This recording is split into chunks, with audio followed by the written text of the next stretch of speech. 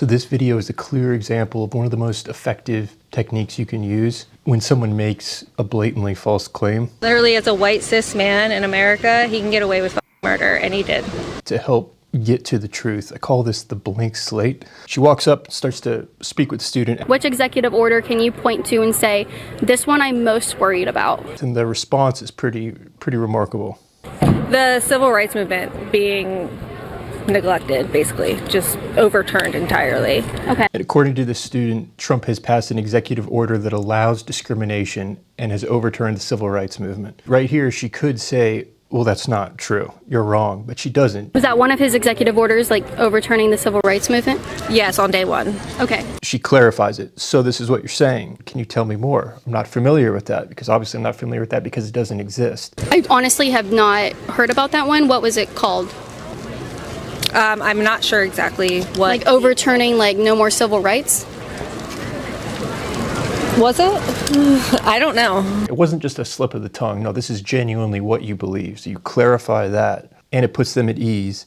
The moment that she detects that, oh, she is trying to show me that I'm wrong, that's when she'll just walk away. I gotta go. We'll see when that clearly happens. It does happen later. And she does a good job here where she's like, oh, I'm not familiar with that. Genuinely explain it to me. I'm pretty sure, well, no, I'm certain that that's what he's doing. Okay. He's overturning the civil rights movement entirely by doing that. Allowed to discriminate workers are allowed to discriminate against like who they hire based on sexual orientation, gender, color, all of that. If what they're saying is false, well, by definition, you're likely to have never heard that one before. Ask questions. The Socratic method. Tell me more. And see what happens next. So he made that, like, with executive orders, you're now allowed to discriminate who you hire based on... Yes. Okay. Yes. I've not heard about that. The United States Navy just put out an executive order saying that that is allowed.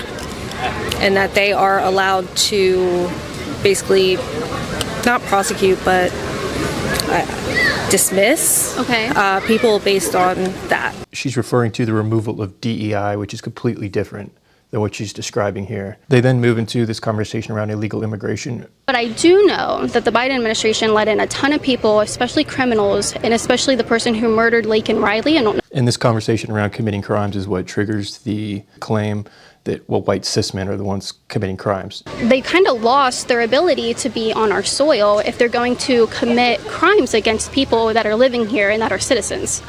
What she's saying here is a logical explanation, and the person doesn't really have a response to that, so then she changes to a whole new claim.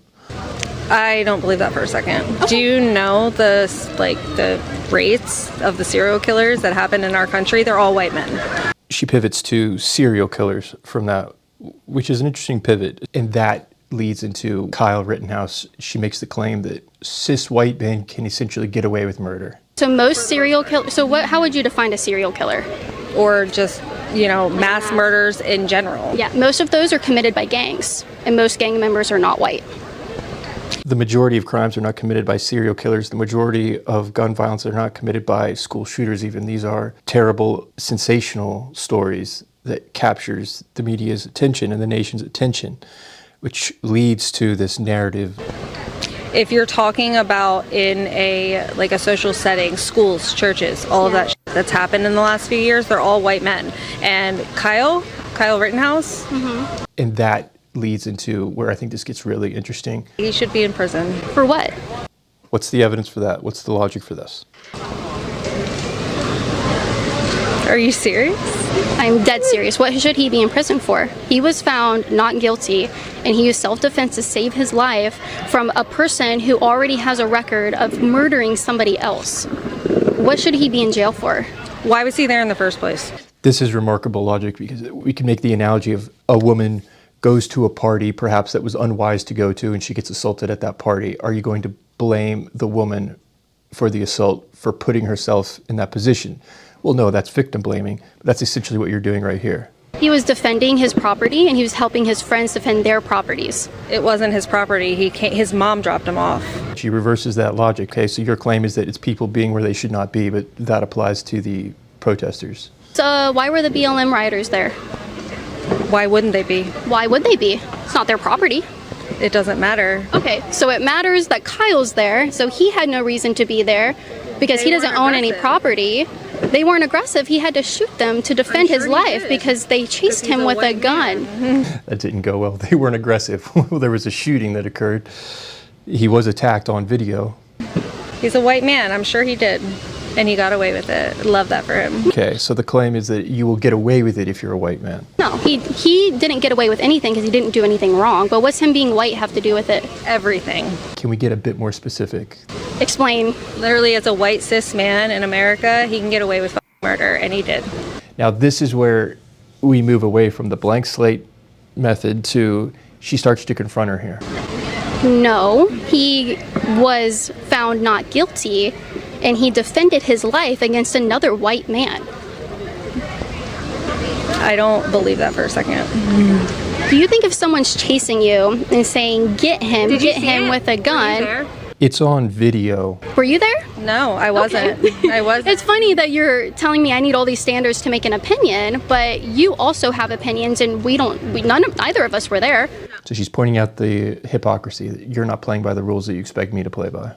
No. So, I mean, hold yourself to the same standard. I would appreciate that. So she really has no leg to stand on now. I mean, this is pretty bad. So all she can do is just say, well, of course he got away with it because he's white. But you think Kyle Rittenhouse should be in jail for defending himself and was found not guilty by a jury of his peers.